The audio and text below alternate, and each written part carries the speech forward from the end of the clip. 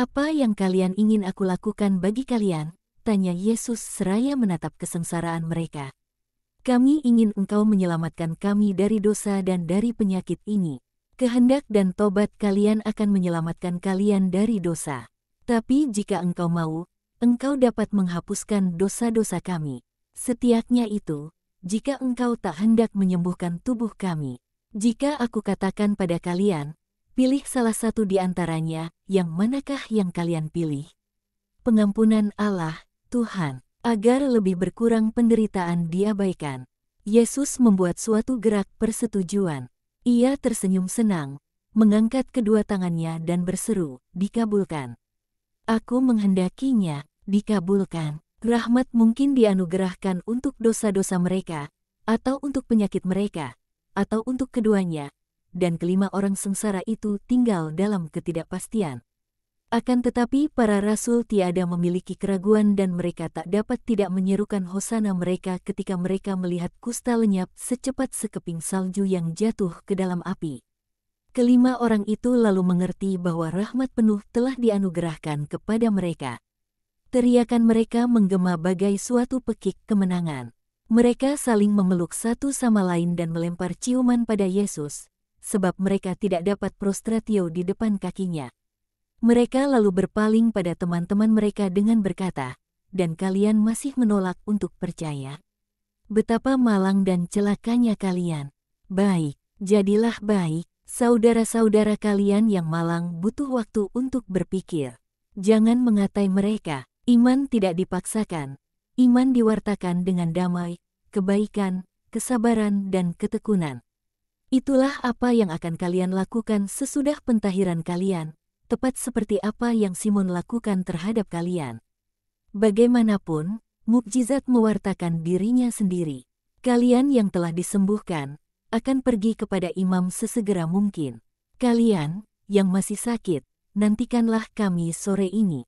Kami akan membawakan makanan untuk kalian. Damai sertamu." Yesus turun kembali ke jalanan dengan diikuti oleh berkat dari semua orang. "Dan sekarang marilah kita pergi ke Ben Hinom," kata Yesus. "Guru, aku ingin ikut, tapi aku sadar bahwa aku tidak bisa. Aku akan pergi ke Getsemani," kata Lazarus. "Pergilah, Lazarus, damai sertamu." Sementara Lazarus berjalan pergi dengan perlahan, Rasul Yohanes berkata, "Guru, aku akan pergi bersamanya." Ia berjalan dengan sudah payah dan jalanan tidak terlalu bagus. "Aku akan bergabung dengan engkau nanti di Ben Hinom." "Ya, kau boleh pergi. Ayo, kita pergi." Mereka menyeberangi Kidron, dengan berjalan menyusuri sisi selatan Gunung Tofet dan memasuki lembah kecil yang sepenuhnya bertabur kuburan dan kotoran. Tidak ada satupun pohon ataupun naungan dari matahari, yang memancarkan sinar teriknya atas sisi selatan ini membakar batu-batu dari teras-teras neraka baru ini di mana bau busuk sampah yang terbakar meningkatkan suhu panas. Dan dalam pekuburan, yang serupa krematorium, ada jasad-jasad mengenaskan yang membusuk. Siloam mungkin tidak menyenangkan pada musim dingin, sebab lembab dan menghadap ke utara, tapi tempat ini pastilah mengerikan pada musim panas. Simon Zelot meneriakkan suatu seruan untuk memanggil mereka, dan 3 penderita kusta pertama, lalu 2, lalu 1, dan yang lainnya lagi datang, semampu mereka, hingga perbatasan yang ditetapkan. Ada 2 perempuan di sini, dan salah seorang dari mereka menggandeng seorang anak yang tampak mengerikan, yang wajahnya yang terutama diserang kusta. Dia sudah buta, dan ada seorang laki-laki yang tampak berwibawa, kendati keadaannya yang menyedihkan. Dia berbicara atas nama semua orang, "Terpujilah Mesias Tuhan, yang telah turun ke Gehenna kami, untuk membebaskan darinya mereka yang berharap padanya.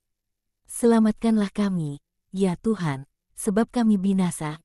Selamatkanlah kami, Juru Selamat, Raja dari keturunan Daud, Raja Israel, kasihanilah umat-Mu."